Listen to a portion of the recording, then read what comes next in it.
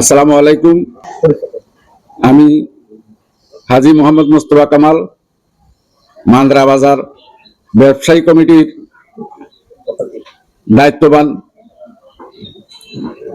এবং কি ব্যবসায়ী কমিটির সভাপতি হিসাবে দায়িত্ব পালন করতেছি।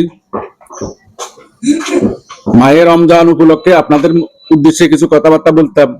আজকে এখানে আপনাদেরকে একটা সতর্কবার্তা দিতেছি যে আমরা মুসলমান, বছরে 12 মাস 11 মাস পরে এক মাস রমজান আসে। এই রমজানটা আমাদের জন্য, মুসলমানের জন্য বহু গুরুত্বপূর্ণ মাস।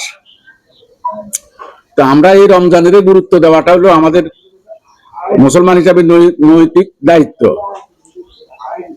আশা করি আমরা যারা বাজারে ব্যবসা বাণিজ্য করি, বিভিন্ন খাদ্য দোকান আছে, কুলিং কর্নার আছে, চার দোকান আছে, আপনারা দিনের বেলায় দোকান করতে পারেন, তবে খাওয়ার জিনিসগুলা যেগুলা প্যাকেটিং এগুলো বিক্রি করতে পারেন, কিন্তু যে পিছনে ছাড়ার বন্ধ করে লোকজন বসে খাওয়াবেন এরকম কোনো কিছু কেউ করিয়েন না।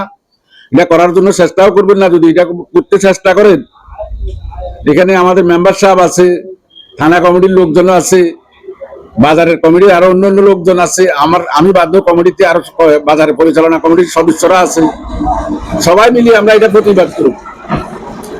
আমরা চাই না আপনাদেরকে আসলে এই ব্যাপারে আমরা আপনাদের সাথে দুই কথা খারাপ করি।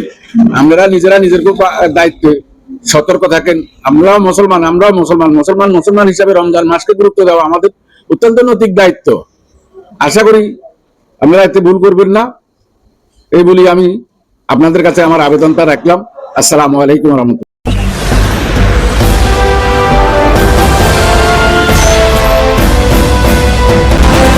আপনারা দেখছেন IRTV নিউজ বাংলা।